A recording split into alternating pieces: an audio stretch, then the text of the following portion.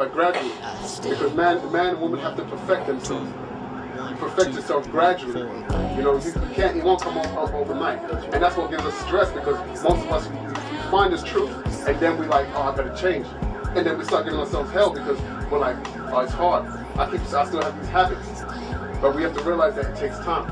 Everything grows into perfection. A tree grows into perfection. It starts in a week, and then it grows into a big oak tree. Everything is there. Now, as far as like, I'm at like age 7 about masculine, like I can eat anything I want, they say. But now, since like time been going on, things I used to eat, like steak and all that stuff, I can't eat it no more. You know, I basically eat a lot of like almost like a vegetarian now. So I think it's turkey, maybe chicken sometimes. So does that mean that my child is conscious? Like, is that what that means? No, it means that you're also conscious. Because remember, you're already conscious of those things. You was conscious of those things prior to your birth. I mean, prior to being pregnant.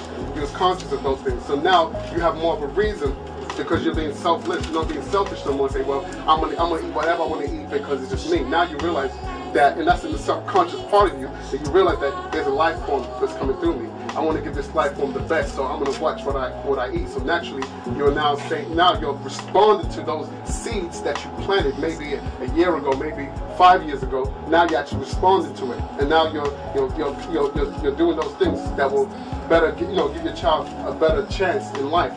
Remember, like the women are the gods. You know, the women are the original leaders. Like that's what we say Nikeba. Nikeba means a tribal leader. But again, when we think about leaders, and this is what happened in Rwanda, when the sisters thought about being the leaders, they thought they had to overthrow the male counterpart. Again, that's European. And even the European don't function like that, it just appears that way. But behind doors, they don't function like that. So we just looked at them and like, oh, overthrow the male. And then so you had like male bashing in the Rwanda, where the sisters said, yeah, we have to overtake these male, we have to rise up above them. If women realize their position as a god or as a tribal leader, realizing that leaders come through you. It's up to the woman, and this is why the devil came to the woman first in the garden, and he still comes to the woman to this day. At the age of 18, it gives you your freedom to do your devilishment. Man is 21, but he comes to the woman first. So he realizes that through you will become a Malcolm X, through you will come a Noble Drew Ali, through you will come a Malachi. They realize this, that successful men and women come through Yah, and also the failures come through Yah. So we have to change the mind state of our daughters and of our women. We have to get our women on the side of liberation, because it's them that will truly liberate us, because you create the child in your womb. However you want your child. So sovereign, to have sovereignty, your objective is to have power to rule this earth. That's military thinking. Everything is directed to the ruling of the earth, because if the black man don't rule this earth, it ain't gonna be no earth. Our objective is to rule the planet Earth. Not to have more money, not to have more black colleges, but to rule. See, when you're thinking you want a better college, you're thinking social science.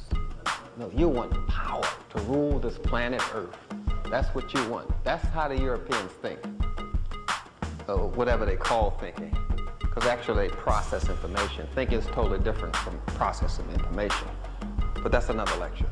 In any case, righteousness is the food worthy of God's creation, my body. Do you think what you're eating is righteous? Does it really make sense?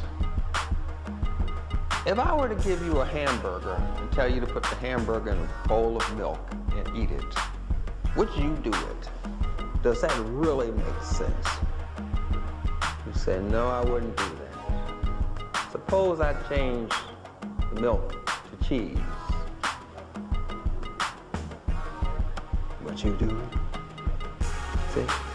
If it didn't make sense, it didn't make sense. Now why all of a sudden it makes sense? That's because you crazy. That's why it makes sense.